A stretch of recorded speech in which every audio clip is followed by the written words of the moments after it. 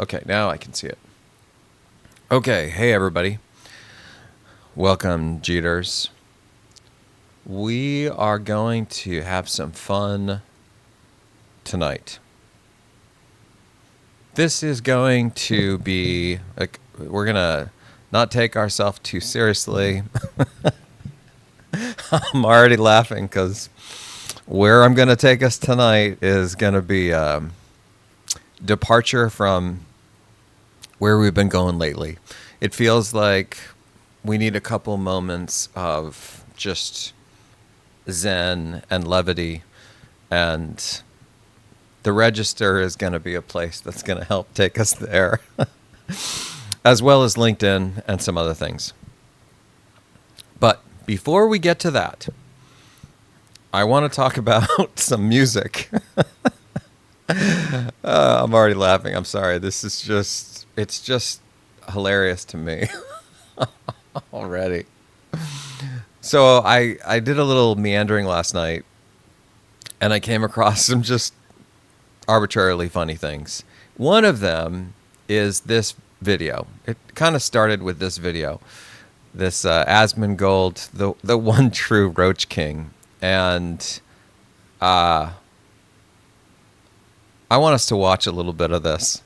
I hope we're not going to get into any kind of copyright trouble. I don't think so. But I think that this song is surprisingly amusing. And I think part of what makes Asmongold so cool in my book is he's very much, I think, okay with who he is. I don't think he's trying to be somebody that he's not. And I don't always agree with Asmund. I think some of his takes are not my takes. But I like that, one, I like that he's really for freedom of speech. And two, I love that Asmund is okay with the world making fun of him. And he's joining in making fun of himself. And that's one of my mottos, right, is that we don't take ourselves too seriously. And so we're going to do a little bit of this for this episode.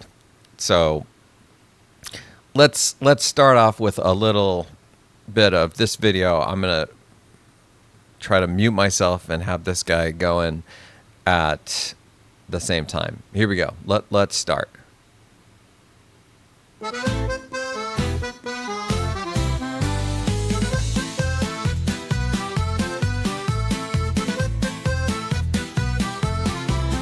In a kingdom cluttered with treasures untold lives a gamer legend, or so it's been told. Stacks of Dr. Pepper piled to the sky, streaming in his kingdom, time passes by. Hail to the Roach King, ruler of the mess, conquering the gaming world with unwashed finesse. Bald and bold in his cluttered domain, long live Asmongold, may his reign sustain. Warcraft hero with a neck beard's pride. In the land of Austin, he's our trusted guide. Chatting with his minions, roasting all the noobs. In his messy fortress, ordering more food. Hail to the Roach King, ruler of the mess, conquering the gaming world with unwashed finesse. Bold and bold in his cluttered domain, long live Asmongold, may his reign sustain. They say he's just a streamer, living in the grime, but to his loyal subjects, he's simply sublime. From Reddit memes to Twitch's front page, Asmongold's the monarch of the digital age. Hail to the Roach King, ruler of the mess, conquering the gaming world with unwashed finesse. Bold and bold in his cluttered domain, long live Asmongold, may his reign sustain. Here's to the legend in his cluttered lair. I mean, legitimately, this is an awesome song, right? With laughter and gaming, he leads the way in the kingdom of the internet. He'll always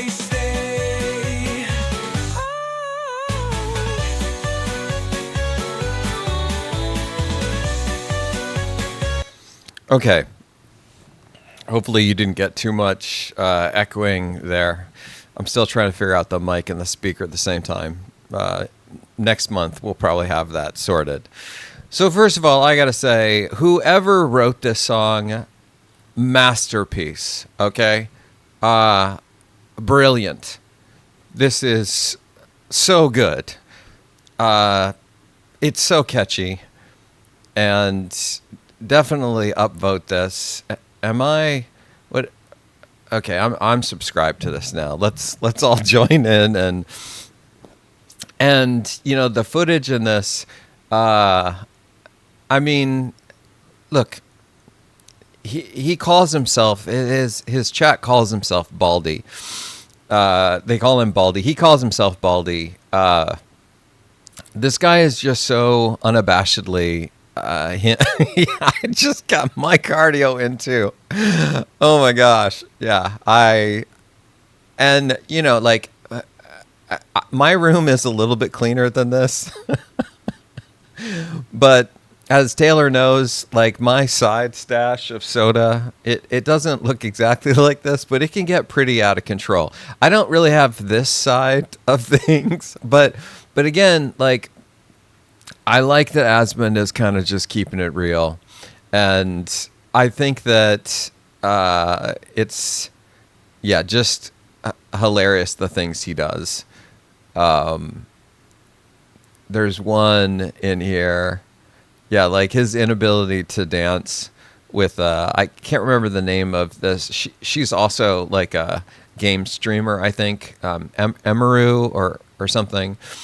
And so they're buddies, but his dance moves on this Dance Nation or whatever is like so great. It like so awkward and just loving it. So anyway, let's all take a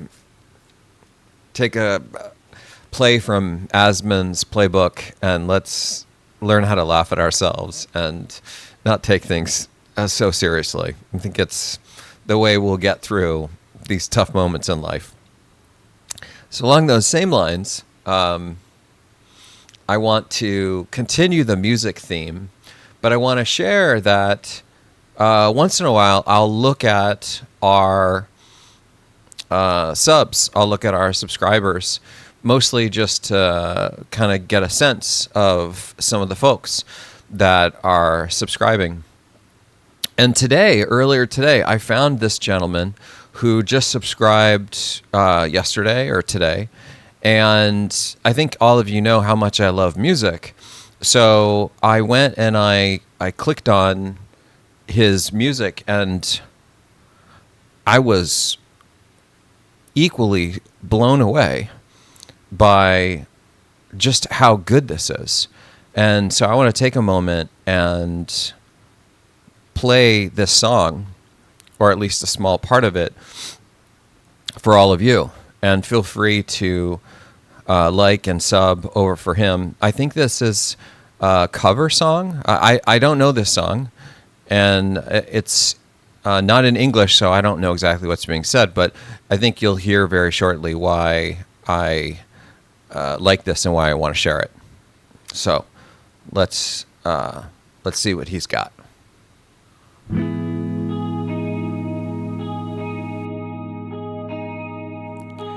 No me apetece que nada nos cambie.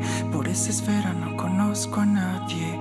Que tengo ganas pero no me salen. No queda nada, partes iguales. Estoy perdiendo todos mis poderes. Cuando te alejas mi mirada muere. Será mejor que lo reconsideres. Conozco el reglamento, sé lo que procede. Dime que lograste verle la cara. Es tan difusa que no es de verdad. Quieres que se acabe pero no lo paras. Quizá la mente se aburre sin más. Estoy pasando una etapa rara, pisando el césped pero con cuidado. Te veo irte sin decirme nada.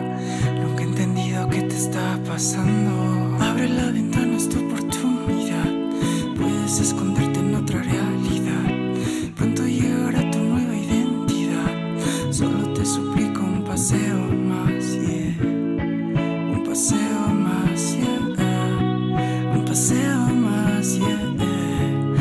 paseo más, solo te suplico un paseo más, yeah. Ya nada volverá a ser igual, solo te suplico un paseo más. Ya nada volverá a ser igual, solo te suplico un paseo más.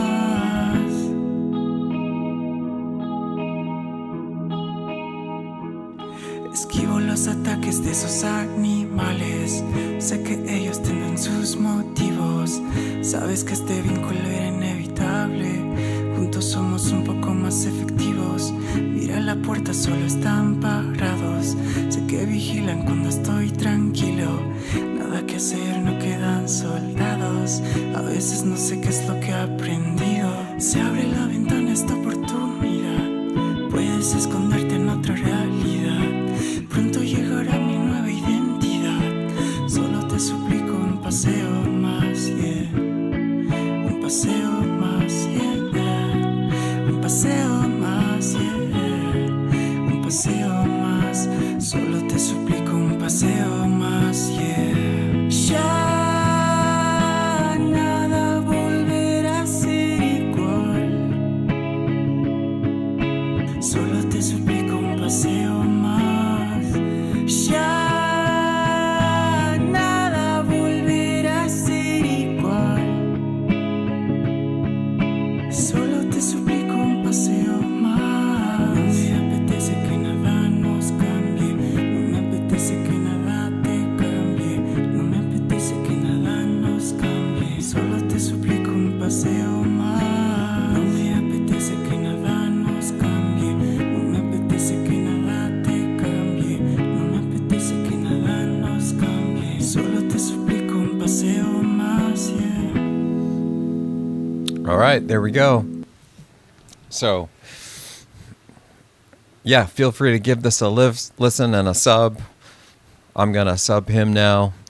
And hopefully some of us Jeters can start to have some reverse love for his music. I'm pretty impressed. And I listened to a couple of his songs. I like this one the most, but they're all like really good. It's just great stuff. Cool. Okay. So, we got a little of our music going. I was listening to this playlist, and it then played in two of these other songs, and I think we might get in trouble if I play these songs, but I wanted to share that if you like a little more kind of aggressive and feisty music, you might enjoy these. It just so happened that these were on this playlist for Asmund, and I had already heard both of these songs, and I'm a huge fan. So they were just right after. I'm not sure what this one was. Maybe it was on that list. But these two, this I Am a Stone, Demon Hunter, really good. And then God Hunter by Aviators. Yeah, also outstanding. Okay, so now we're done with music for the time being. We're going to get a little bit into the AI slop, as people call it. And I want to preface this with, oh, awesome. Yeah, good stuff. I want to preface this with the fact that artificial intelligence is a deep love of mine. And we have Merle. I teach this at the university. I've been doing research in this space for a long time. And I in no way think that AI in general is not useful. I think it's incredibly useful. However, just like any technology, there are ways that you can misuse this technology, whatever that technology is. and it can be doing really bad things. Like, for example, people use the internet to do a whole bunch of things that I think many of us are aware of, and it's not super great. But that doesn't mean that the internet is bad. It just means that with technology, you can use it in a variety of ways, and it's up to us to use it ethically or not ethically. And unfortunately, I think some of the folks that are using AI today that are not missionaries, that are more mercenaries, and they just want to make a buck, they are racing to the end, trying to get their exit, trying to make their millions, and it's creating some bad stuff. And it just so happened that I stumbled across this article last night, and I want to share that I know a little bit about the Register. I've worked with them in the past, so we might find, an article from the Register on some of the research that I was doing when I was at Intel. And is this? Yeah, okay, so here's a little bit of my stuff, and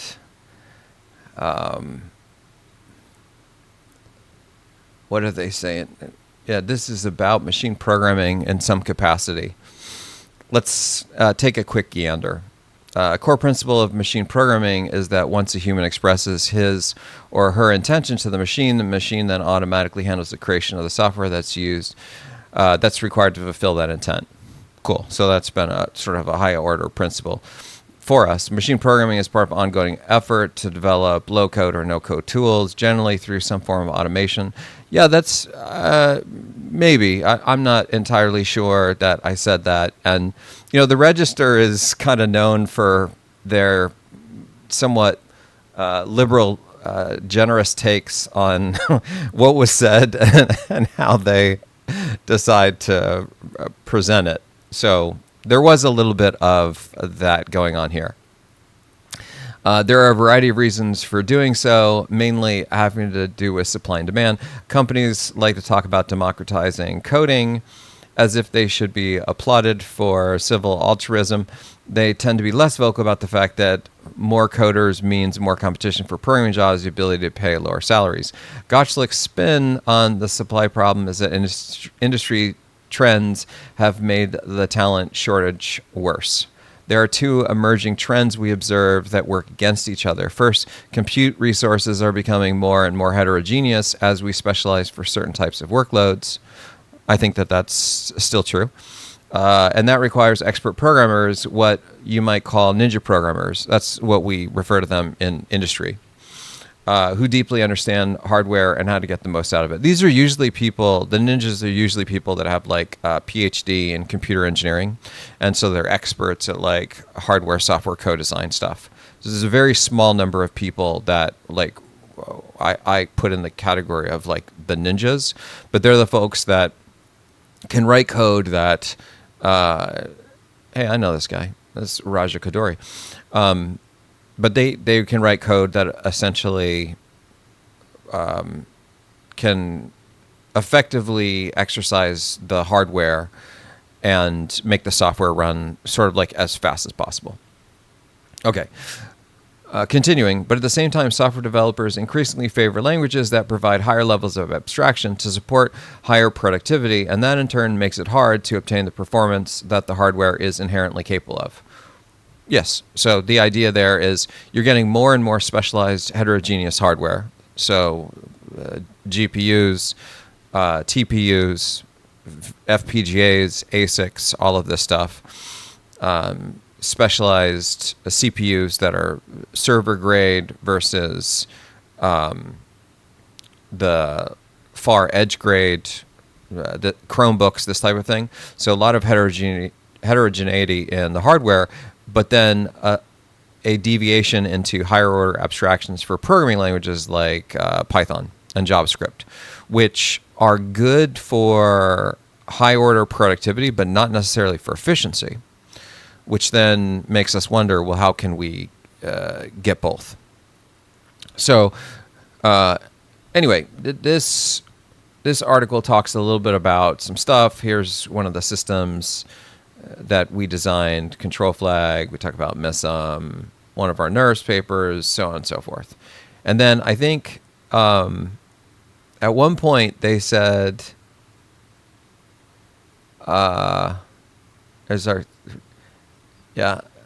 it's machine programming, but that's okay, Register. You were close. And yeah, cool. I think at one point the Register had said the next generation of Intel hardware is going to be using or supporting machine programming. And I don't think that I said that, and I think that then got removed. At least I hope. So anyway, now you see there's a little history here. I like the Register, cool guys, and I'm always interested to hear what they say, because I think that they sometimes will push the boundaries in ways that others won't. So there's a little bit of background with my interaction with them.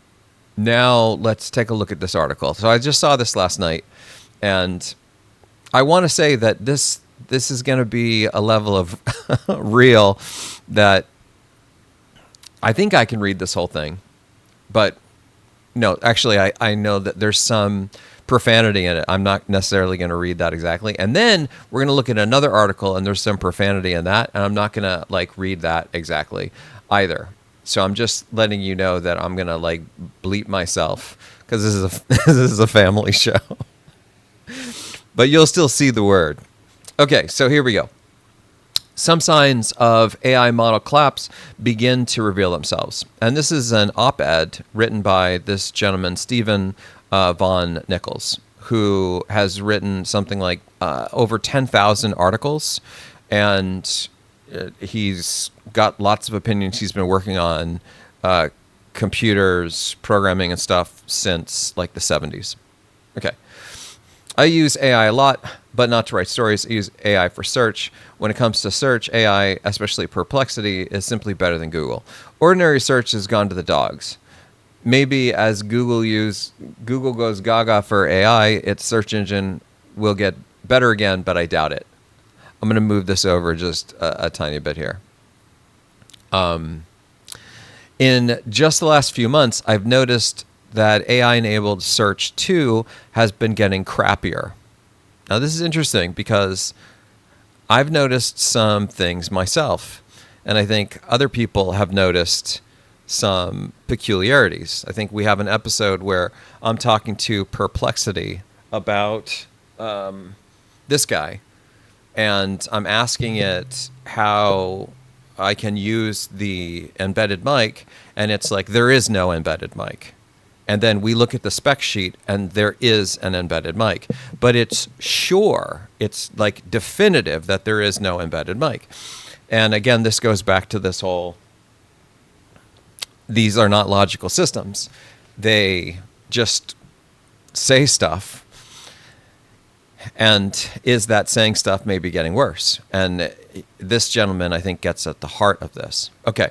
In particular, I'm finding that when I search for hard data, so this is hard data, he's referring to things like hard science, not soft data, not soft science, so not things that are subjective and open to interpretation. Hard data, these are facts. These are things that are can be confirmed, substantiated, and you can rely on them. Like the number of feet that there are in a mile, or the number of inches that there are in a foot, the number of seconds there are in a minute. This is hard data, okay?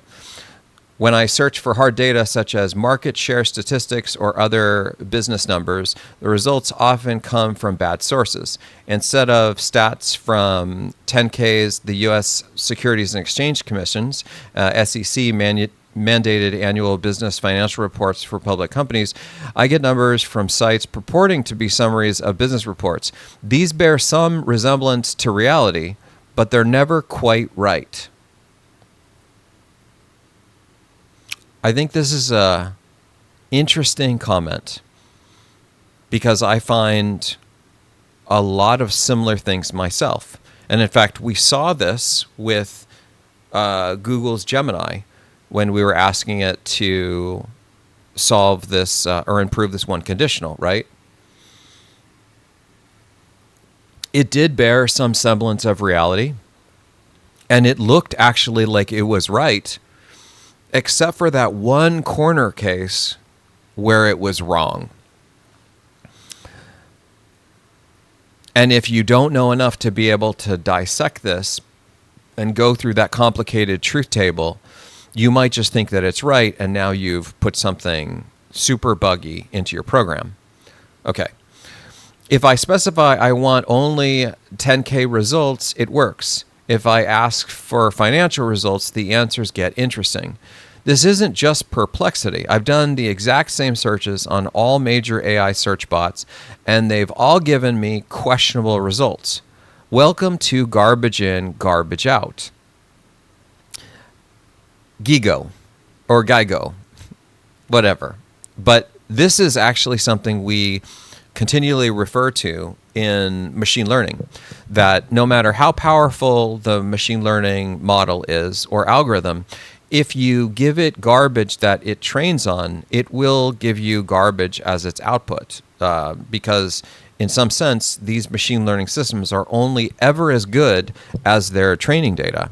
And I've spoken in like great detail about how there's seems to be an enormous amount of focus on models, yet not nearly enough focus on quality of data, which is why I'm also very interested in different learning techniques that emphasize high fidelity of data, such as things like semi-trust, which is what we use at Merli. So anyway, formally in AI circles, this is known as AI model collapse. Now, this is where things I think start getting really interesting. This concept of AI model collapse. In an AI model collapse, AI systems which are trained on their own outputs, this is the key part. AI systems that are trained on their own outputs gradually lose accuracy, diversity, and reliability. This occurs because errors compound across successive model generations, leading to distorted data distributions and irreversible defects in performance. The final result, a Nature 2024 paper stated, the model becomes poisoned with its own projection of reality. Now ask yourself how the system DeepSeek was trained. For those of you that don't know, there's a large body of evidence that shows DeepSeek was trained on the output of one of OpenAI's latest models, which means the entirety or some large portion of DeepSeek's model was trained purely by another AI model. It's not actually trained on data that's in the universe, that's in the wild. It's actually being trained directly on another AI system. But easy enough, right? Just stop training on the AI systems, okay? Is it though? Let's continue. Model collapse is the result of three different factors. The first is error accumulation, in which each model generation inherits and amplifies flaws from previous versions, causing outputs to drift from original data patterns. Next, there is the loss of tail data. In this, rare events are erased from training data and eventually entire concepts are blurred. Finally, feedback loops reinforce narrow patterns, creating repetitive texts or biased recommendations. I like how the AI company Quant puts it. In simpler terms, when AI is trained on its own outputs, the results can drift farther away from reality. Yes, exactly. And this is why you generally do not want to do this.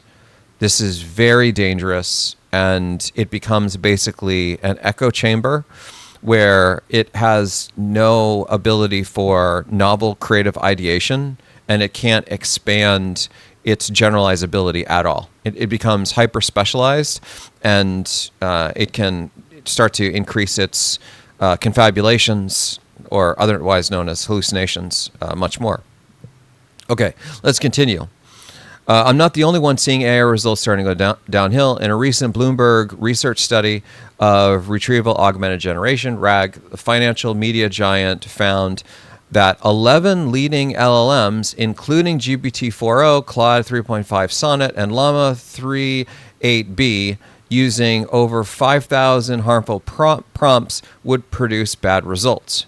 RAG, for those of you who don't know, enables large language models to pull in information from external stores, such as databases, documents, and live in-house data stores, rather than relying just on the LLM's pre-trained knowledge. You'd think RAG would produce better results, wouldn't you? And it does. For example, it tends to reduce AI hallucinations, also known as confabulations. I like that much better. But simultaneously, it increases the chance that RAG-enabled LLMs will leak private client data, bad, create misleading market analyses, bad, and produce biased investment advice, also bad. As Amanda Stent, Bloomberg's head of AI strategy and research in the office of the CTO, explained, this counterintuitive finding has far-reaching implications given how ubiquitously RAG is used in Gen AI applications such as customer support agents and question-answering systems. The average internet user interacts with RAG-based systems daily. AI practitioners need to be thoughtful about how to use RAG responsibly. That sounds good, but a responsible AI user is an oxymoron. For all the crap about how AI will encourage us to spend more time doing better work, the truth is AI users write fake papers, including BS results. This ranges from your kid's high school report to fake scientific research documents to the infamous Chicago Sun-Times Best of Summer feature, which included forthcoming novels that don't exist. Now we're having some fun. What does all this what all this does is accelerate the day when AI becomes worthless. For example, when I asked ChatGPT, what is the plot of the Min Jin Lee's forthcoming novel, Nightshade Market, one of the fake novels, ChatGPT confidently replied. Now, keep in mind, this is a fake novel. This doesn't actually exist, okay? And so he's asking a trick question. And so ChatGPT replies, there's no publicly available information regarding the plot of this book, Nightshade Market. While the novel has been announced, details about its storyline have not been disclosed. Once more with feeling garbage in, garbage out. So he's making the point that, like, it's speaking in this quite definitive way, right? It's saying, like, yeah, we don't know the details, but the novel's been announced. Yeah, no, it hasn't. There's no novel. Okay. Now, here's where I think things start to get real wacky. And this is the part that really caught my attention.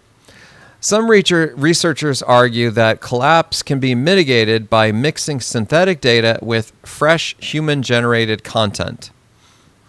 What a cute idea.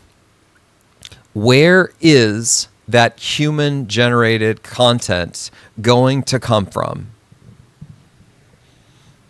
Now, I want us to pause for a second and actually think about this. You may be of the opinion that much of the things that exist in the internet today are from humans. What you might not realize is that a large amount of the data that you're seeing on a daily basis is actually already coming from AIs, including articles that are written from places like this, movie reviews that are written from fake humans, code that are being written by AI systems, including now music that's written by AIs, movies, images, all of this stuff, and it's becoming harder and harder to discern what is real and what is not. For example, am I real? Like, I know I am, but at what point do the AIs become so sophisticated that now they have a fake Goju, and how do you know the real one from the fake one? And if the AIs truly are limited to generating only like regurgitated, parroted content from things that they've learned on, and we can no longer discern what data is real from humans versus what data is coming from AIs, how can we then stop model collapse when we have no delineation, clear delineation in what is this novel human data that we need to include in the training versus data that has the appearance of being novel human data when in fact it is data that is created by an AI. And therein lies one of our biggest conundrums. We have to be very, very careful about how we proceed here. Now, the good news is some of us that kind of like deeply care about AI, we were already planning for things to go sideways, and we don't follow some of these more legacy type of rules. We do things, for example, like training on semi-trust. And we have very particular strict practices on how we curate the data that we train on. So we are ignoring essentially any data that isn't very high quality, which hopefully elides away a large majority, if not all, of the AI kind of slop that's being generated. That being said, I want to share with you that this is very real. And as I think some of the Merlians know, one of the things that I do, just because I just do a bunch of random things, is I serve on various program committees. And one of the program committees I was on this year, I was assigned something like 10 papers, and which is about normal. And of those papers, 3 of which I was fairly certain were papers that were written entirely by AIs. We then did an investigation into these 3 papers. And by the way, I don't say this lightly. In fact, this is the first time that I've ever, in the 20 years or so that I've been on program committees, being a gatekeeper for the advancement of like scientific research through peer review process. This is the first time I've ever claimed that a paper is written by an AI. There was a ton of data. I had dozens of artifacts in each paper that gave me clues that they were written by AIs. Part of what I could use to help guide my thinking was, while the paper at a high level looked like it. Great, thank you. While the paper at a high level looked like it was saying something meaningful, when you read the actual sentences and you try to piece the story together, it didn't make sense. Like, for example, when we read this article makes sense. Like when he says, once more and with feeling, Jigo, we know this. This is a joke because he already defined garbage in, garbage out. But now imagine that his definition of the garbage in, garbage out doesn't exist in this article. And instead, you just drop this sentence in here. We would all be kind of like, what? What's this Jigo thing? So like, this is what we mean about like continuity of stories. So I flagged 3 papers of the 10 that I was researching, and I asked the program chairs to investigate. All 3 papers were found to have been written by AIs. All 3 papers were DES rejected, and I think that the authors from all 3 papers have now been banned from submitting any future research papers to that conference for like the next 10 years, which I think is actually the right thing to do, because this is like scientific research, and real humans that are like short on time are spending their real time trying to assess the quality to help advance science. And these folks are submitting fake papers that are wasting our very precious time. So I think that that's the right call. But I think that it's crazy that people would risk this in submitting a paper that was written by an AI to a research conference. And if they're doing that, because this is peer reviewed, right? This is peer reviewed by people that are like professors or research scientists. Like they have PhDs. These are world-class experts in this area. So if they're doing that for research papers that are going to be peer reviewed, where are they not doing that? Right? Think about it like that. If people are that audacious to do it at that high level of critique, where would they not be willing to do this? I don't know. And in fact, when you start to read some of the articles on the internet, I think you'll start to find that there's articles that you'll look at and think, this article doesn't quite make sense. Or, wow, there's certain words that they like to use, like the word delve or something. I think, Taylor, you have a list of things that I was going to put like a heart on your thing there. There you go. Taylor, I think you have a list of words that you find they use. And I think I'm building up a list too. So the point is that we already have the AI slop generators doing content generation, and it's all over the internet, and it's getting better at sort of tricking us. And this can be really problematic if we start to use this data that we think is actually human generated to help us avoid model collapse on AI training, but instead it actually is AI data, and we're just making these AI systems worse and worse. So I 1,000% agree with his observation, and this is why at Merly we made really intentional decisions to not use this type of self-supervised learning. That we don't just generally train on all the corpora of data that exists in the world. We're hyper selective to make sure that we train on only really high quality data, and then we don't use concepts like ground truth that helps you avoid things like trusting data to be perfectly correct. So there's ways that we can get around this, but most of the AI systems in the world today, they're just cookie cutter LLM systems, and they don't really have the ability to have a discrepancy system where they can assess the quality of the data that they're ingesting.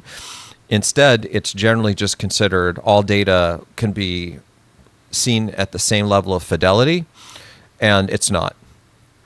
And therefore, training on data from like the New York Times is at the same fidelity as training on a Reddit Substack or something, like a Reddit thread or a Stack Overflow or something of that capacity. And they're not the same, right? They're very different in the way that their data is vetted.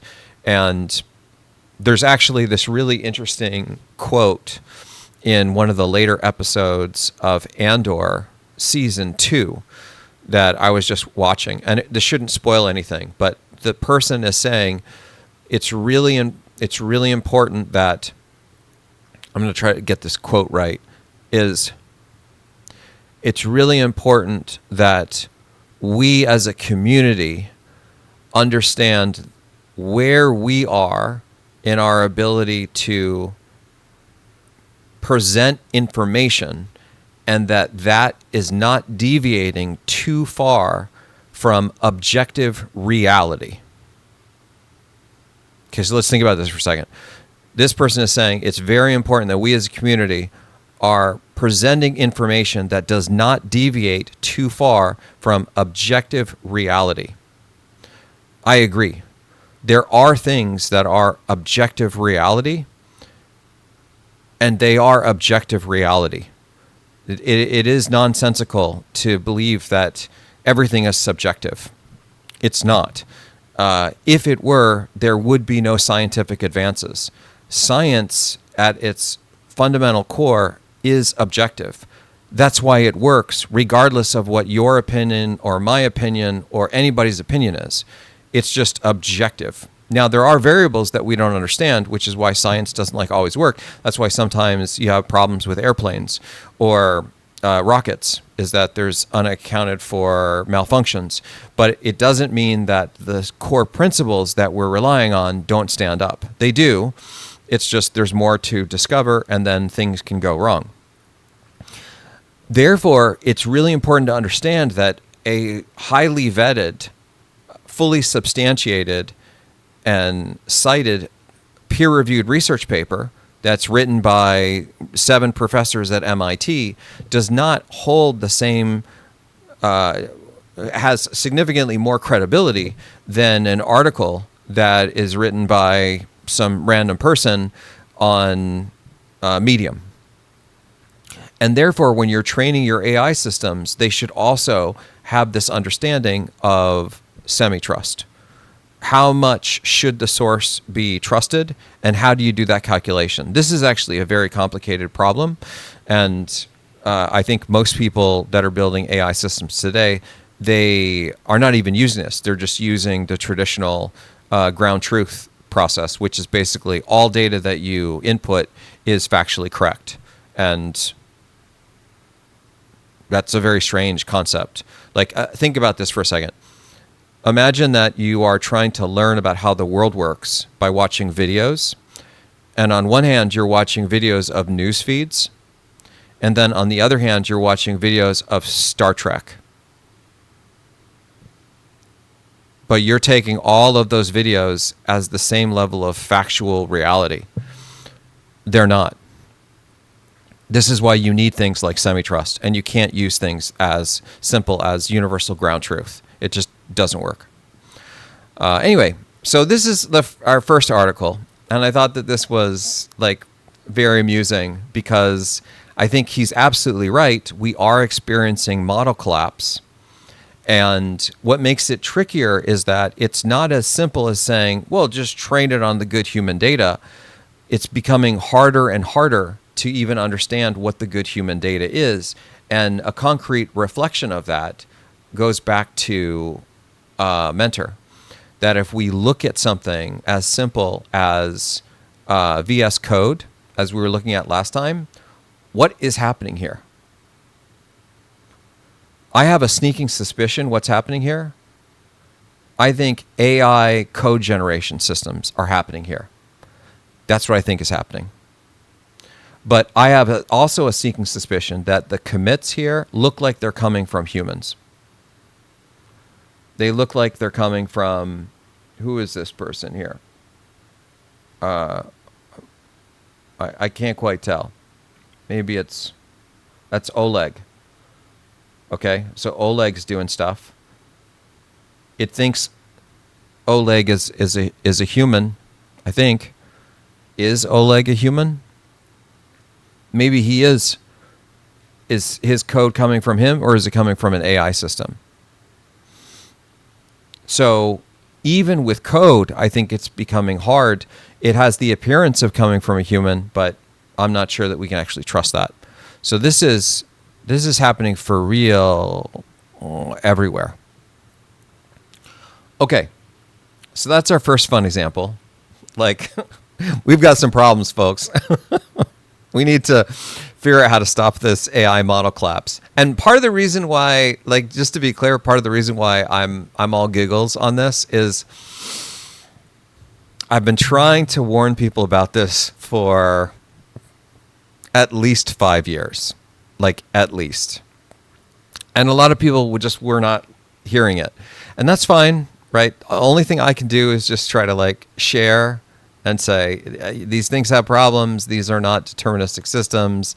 You're treating them as the things they're saying is factual. It's not factual. You need some sort of logical system at the core that understands at least the principles of first order logic. And then I was mostly voted off the island, and everybody told me that essentially I don't know what I'm talking about. And now we're in a situation where the LLMs have like left the reservation, and people are starting to see sort of the thing that I was trying my best to warn people about, you know. And again, this isn't like, oh, look at me, I told all of you. No, I don't want us to be here. Okay, this isn't good. And part of the reason why I'm laughing is if I take this super seriously, it's so crushing. It's such a defeated sort of proposition. I have to have levity. Otherwise, I'm going to have some trouble getting through the day. All right. So that's our first article. The second article that I want us to talk about is this other one that we were just made aware of. And it actually starts with this guy, Brad, and he's talking about this, the Copilot delusion. And I want to quickly look at this, and you can see that our good buddy Taylor Dolezal chimed in about some thoughts. And I think Taylor just did this today, and he referenced some Goju Tech Talk videos, VODs. So let's quickly take a look at this. So Brad Feld says, if you've been into vibe coding like I have been as a hobby to learn and want to hear what I know a lot of serious developers are thinking but not saying, this post is epic. Now, I have been saying this. So, but I know that a lot of developers haven't, because I think they've been afraid of just the backlash. But I'm actually very glad that articles like this article on the Register and then this article, which we're going to take a look at, the Copilot delusion, are coming out, because at least it's letting people know you're not alone. You know, in some sense, there's all these parallels to Andor. Like, I feel like we're part of the rebellion, right? Like, the Empire is sort of what all the language model folks are doing, and they're just like, again, language models, I think, have purpose and they have value, just not necessarily in the way that I think a lot of folks are using them. I'll say it again, just to be super clear. I think that language models are fantastic for things like conversation, creative ideation, and rapid, very low fidelity prototyping of software. They're outstanding for that. They're great for that. Once you move away from those spaces and you need to get into hard science, then I think language model or LOMs, language-only models, tend to have major problems. That you really want something that is more deterministic, like Merle's AI system or other deterministic AIs, and you want something that has a formal logic reasoner. You want a constraint solver in some capacity that can reason about semantics of things and tell you definitively if things are logically sound. And there's many ways to do this. We won't get into those details in this video, but some of the other GTT videos talk about this. Anyway, before we get into this, I want to share with you that this person who wrote this is clearly like a very sort of hardcore developer. And I say this because if you don't know what this is essentially assembly code. Okay, so these are like move operations, and we're talking about things like, you know, the size of things like a word or various values, and we're talking about like different registers. And this IP is like the instruction pointer. This is keeping track of like the things like the stack pointer, the call stack, all of these things. Like, so to start off your article with this, it's like is basically like you're letting people know, especially for the super developers, you mean business. Like this is a way of saying, like, say that you're a super coder without saying you're a super coder. Here you go. Just drop this. So as soon as I saw this picture, I was like, okay, this guy means business. Let's and you can clearly see that he means business because he's got the picture of the doggy as his avatar. A lot of us that mean serious business, we have the doggy as the avatar. That's like a key way to know if you have coders that are not messing around. As soon as the little dog shows up, yeah. Okay, so let's take a look at what this guy has to say. We're going to only read a little bit of it, but I think it's kind of amusing.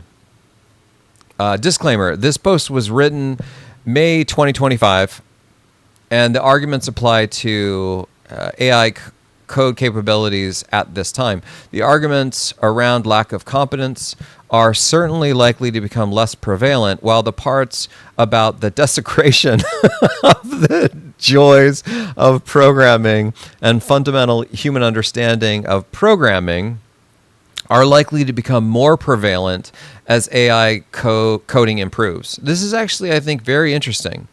So what he's saying is that the arguments he's making about the competency on these AI systems are likely to become naturally addressed. So the AIs are like going to get better. And I think he's right. But the parts about the joy and the love of code is likely to become more the concerns about, he's saying, the desecration of the joys, like, so the violation of the sanctity of how some of us who love code, again, the point of this picture, like, this is someone that loves code. That's my initial takeaway. So this matters, is like you're taking something that's like an art form. It's like his Zen thing away from him. Okay, chapter 1, my coworker, the programmer, a shell of a man, more of a parrot than a person. My boss, a true believer in the sacred right of pair programming, chained myself and this programmer, in quotes, colleague together like conjoined twins from different planets. We shared a keyboard, but not a brain. Lord, not even close. Quote, hold up, I've got an idea. Give me the keyboard real quick. An idea, yes. The same way a toddler has an idea, to stick a fork in a wall socket. I was halfway through constructing something beautiful, a lean, elegant piece of logic that sliced through complexity like a blade through butter, and here he comes, pounding the keyboard like it owes him money, pasting in code he Frankensteined from a Stack Overflow comment written by an Uncle Bob disciple in 2014. Did he know what our system did? No. Did he read the ticket? Absolutely freaking not. Did he feel confident mutating global state with reckless abandon? He absolutely freaking did. Yes. And that isn't super great. Okay. Now we have this break period.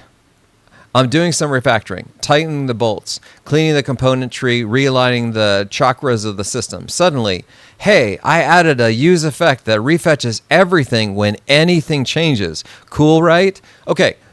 If I were to hear this, just being totally honest, this would cause massive panic for me.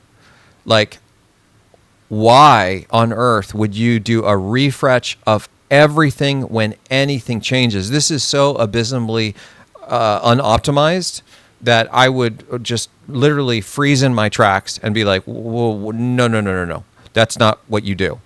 Okay. So his response, why? I ask, blinking like a hostage on a tape sent home from a military operation gone wrong.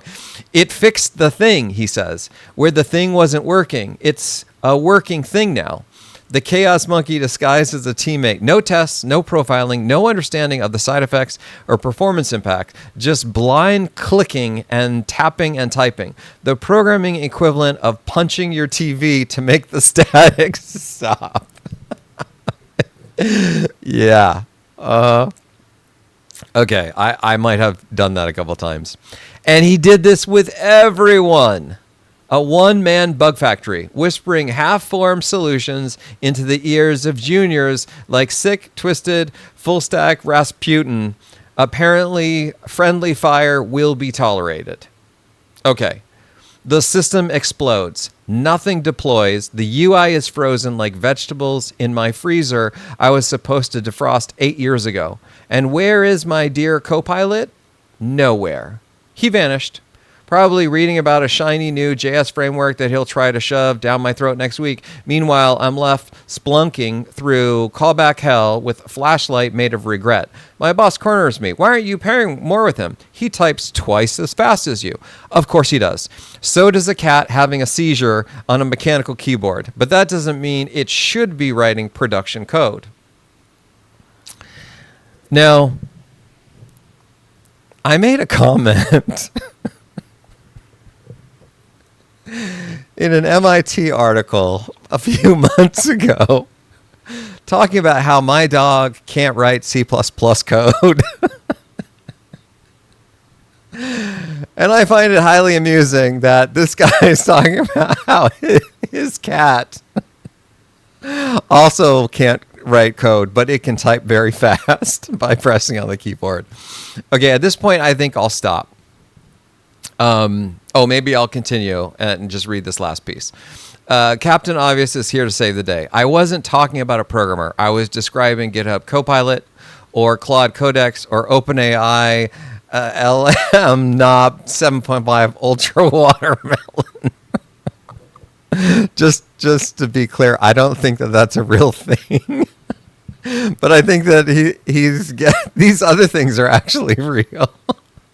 But I think this thing might, maybe it's real, but I think that he's just kind of making fun of the state of the universe.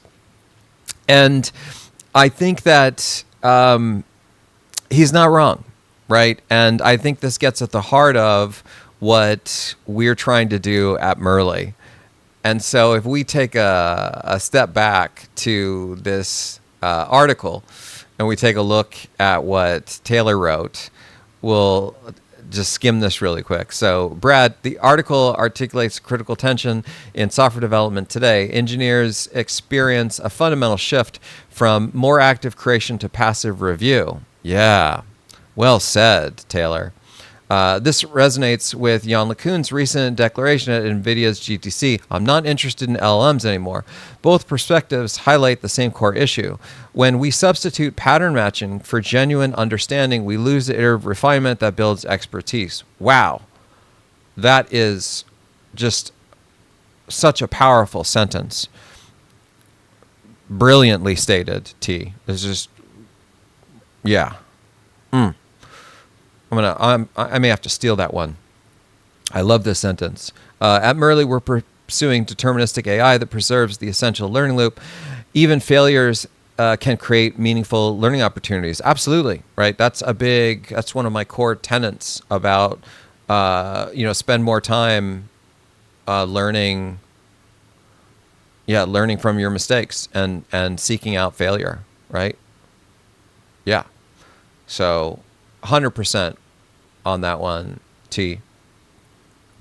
I have a video that Goju shares on the importance of the shift, and then we have some other stuff about code generation and whether or not these code generators are actually helping us. So let's quickly read this. Some teams focus solely on code generation, while millions of lines of code still retain vulnerabilities. This includes bugs that may not surface until production crashes. This is where AI's actual value lies, identifying what humans miss and helping fix those issues. Like, yes. 1000%. That's... absolutely agree with that. And I didn't even read this first point, that this is really a summarization of what Linus Torvalds was trying to articulate. So I absolutely think that is where we're headed and what we should be, where I think these machine programming systems have tremendous value. And to be clear, I'll say it again. Language models, I think, can be super valuable in spaces where you're doing rapid prototyping, where fidelity does not need to be high. That you're just trying to test out an idea and see if you can kind of get the general sense for it. Once you start moving into systems that are production quality, the systems that actually are used in the world, real software, what I would describe as real software, not prototypes, not toys, things get very different. It's no longer a question about like writing 1,000 lines of code that no one's ever going to really deploy. It's more about looking at the mess that we're in and trying to figure out how can we fix this array of issues and then actually sort of tame this technical debt while still adding new features, increasing entropy into the software system, and not sending it into the dark ages, not sending it backward. This is very hard, and this actually requires more than a parrot. This requires a deep semantic understanding of the system. It requires that you know exactly what the side effects are on the code that you're changing or the code you're introducing, the side effects that can incur with other code. It's far more than simply solving the problem at hand. And this is, I think, one of the core limitations of the code gen systems that exist today. So anyway, I think that sort of wraps up what I wanted to talk about. I'm glad that we got some concurrent viewers here. That's super cool. I want to go back to this and say if you missed the Asmongold song, feel free to roll back the stream. I'll publish the 4K version of it later and give this a like, give Asmon some love. And one of our new subs, I'll maybe include a link to this song. Please check it out and feel free to give it a like and a sub like I did. If it's your taste. Me personally, I think it's some pretty cool music. So it's 1:30 a.m. in Northern California. I think that I'm going to now pivot to other work, but I'm glad we got a little time to joke around, take a look at some AI slop stuff, and know that the world's finally kind of coming to terms with some of the things that we've been articulating, and that's good, right? That's what's the there's like this it's like the 6 steps of addiction, and like step 1 is acknowledgement or something. It's like, does anybody know this?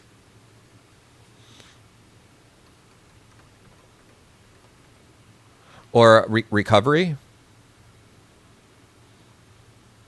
6 stages? Oh, it's 6 stages of recovery. Yeah. Okay, yeah, I'm clearly totally wrong on any of these. But there's something where it's like you're acknowledging that you have a problem. And I think that we're at that step now, is that we finally have people acknowledging that, oh, this isn't actually super great.